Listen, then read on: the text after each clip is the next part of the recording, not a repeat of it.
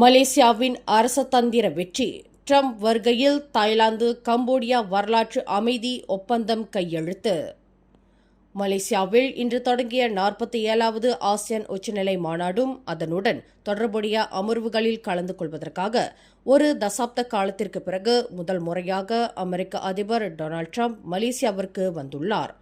Kuala Lumpur அனைத்துலக விமான நிலையத்தில் ஏர்ஃபோர்ஸ் 1 தரையிறங்கியதும் பிரதமர் டத்தோஸ்ரீ அன்வார் இப்ராஹிம், அவரது மனைவி டத்தோஸ்ரீ டாக்டர் ஒன் அசிசா அவர்களால் அதிபர் ட்ரம்ப் உற்சாகமாக வரவேற்கப்பட்டார்.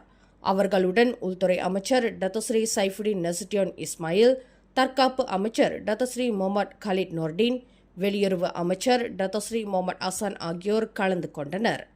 மேலும் அமெரிக்க அரசாங்கத்தின் செயலாளர் மார்க்கோ ரூபியோ, மலேசியாவிற்கான அமெரிக்க தூதர் எட்கர்ட் கேகன் ஆகியோரும் உடன் இருந்தனர். இந்த வரலாற்று சிறப்புமிக்க சந்திப்பின் போது பிரதமர் அன்வார் இப்ராஹிம் முன்னிலையில் சர்ச்சைக்குரிய எல்லையில் அமைதியை மீட்டெடுக்கும் விதமாக தாய்லாந்து, கம்போடியா ஆகிய நாடுகள் கோலாலம்பூர் அமைதி ஒப்பந்தத்தில் கையெழுத்திட்டன.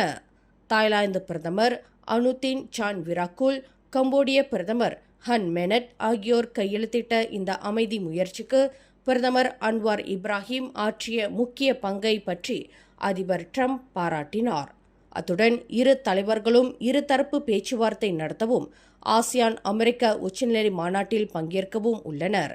ஒட்டுமொத்த வட்டாரத்தில் அமைதி நிலைத்தன்மையை உறுதி செய்வதில் மலேசியா கொண்டிருக்கும் அசைக்க முடியாத உறுதிப்பாட்டையே இந்த நிகழ்வு பிரதிபலிக்கிறது.